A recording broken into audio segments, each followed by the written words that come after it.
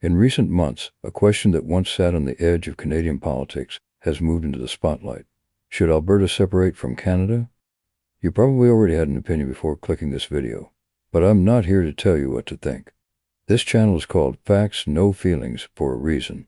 It's for people who can hear both sides of an argument, but not get defensive and not run from the facts.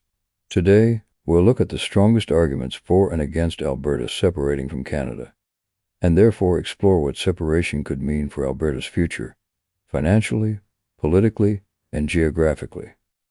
But first, we need to start with Alberta's oldest complaint. Has Alberta been treated as an equal partner?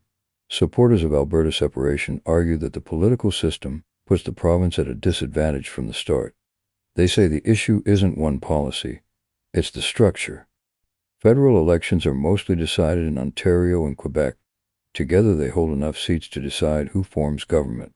Therefore, Alberta can vote strongly one way and still have little impact on the final result. Even in the Senate, Alberta is limited to just 6 total seats. Ontario and Quebec each have 24. To many Albertans, this doesn't feel balanced. It feels like Alberta's voice stays small, no matter how fast the province grows or how much money it sends to Ottawa. But that's only part of the concern.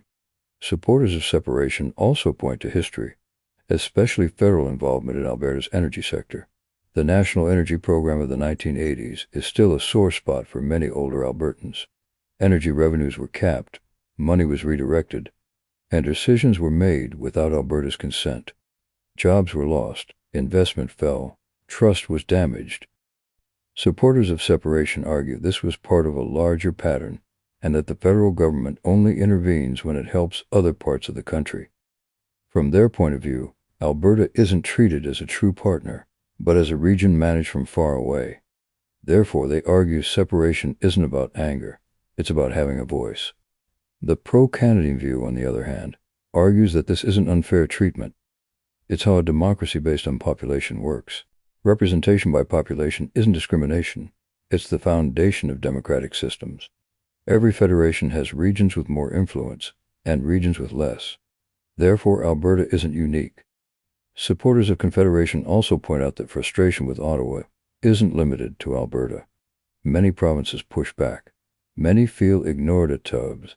But Senate reform has been debated and failed to materialize many times, not because of Alberta alone, but because major structural change is hard across the entire country. Supporters of Confederation also stressed that the National Energy Program ended decades ago. Today, provinces clearly own and control their natural resources. Since then, Alberta has benefited greatly from long periods of high global oil prices. That wealth helped build roads, hospitals, schools, and public services. They'd also argue that disagreement doesn't equal mistreatment. Federal environmental rules apply to every province, and provinces regularly challenge Ottawa. From this view, conflict is normal. Therefore, the pro-Canada position is simple. Alberta isn't oppressed, it's sometimes outvoted, and that's part of federal democracy. Now we move to one of the most heated parts of this debate: equalization. Supporters of separation point to one key fact. Alberta has never received equalization payments, but it contributes heavily to federal revenues. From their view, this feels unfair. Alberta pays into the system, but never takes anything out. Alberta's energy sector produces high profits and high wages. Therefore, it sends large amounts of tax money to Ottawa. That money is then spread across the country, often to provinces with less revenue. Over time, this creates the feeling of constant outflow. Separation advocates say Alberta acts as a net donor year after year, while some provinces, including Quebec, Manitoba, and the Atlantic provinces, receive large equalization payments. Therefore, they argue equalization isn't short-term help, it's a long-term transfer at Alberta's expense. From this view, the separatist case is clear. If Alberta controlled its taxes as its own country, it could decide how or if redistribution happens. But that's not the whole picture. From the pro-Canada view, the key point is this: provinces do not directly pay equalization. The program is funded through federal general revenues. Alberta does not write checks to Quebec, at least not in the way it's often described. Supporters of Confederation also say this debate ignores federal spending that flows back into Alberta. Infrastructure, pensions, employment insurance, healthcare funding, defense, trade agreements. But these benefits are often left out when people say Alberta is a net contributor. There's also the ups and downs of the energy industry.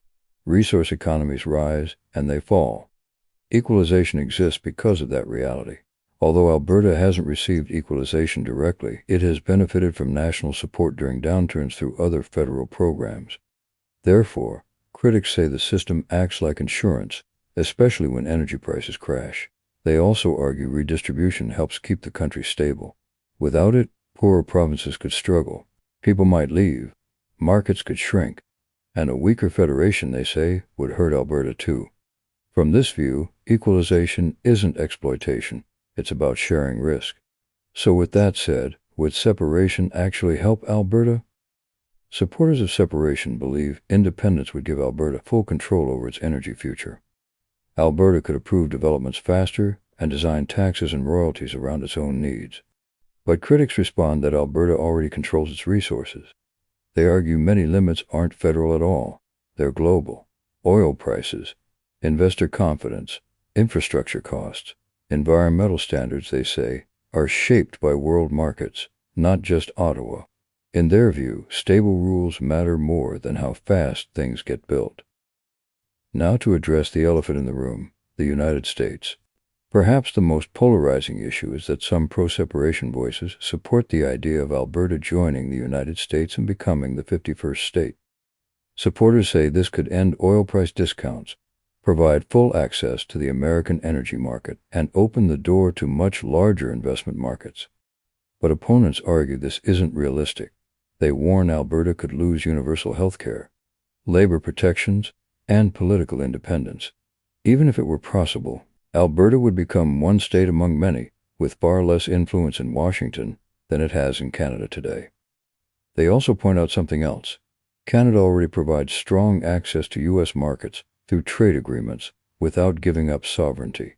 When you step back, it becomes clear this debate has no easy answers. Alberta separation isn't just emotion, but it isn't an easy fix either. It's a serious question shaped by history, money, and identity. Some see sovereignty as freedom, others see risk or even betrayal. What matters isn't who shouts louder, it's which arguments hold up under honest scrutiny by Albertans themselves. This is facts, no feelings.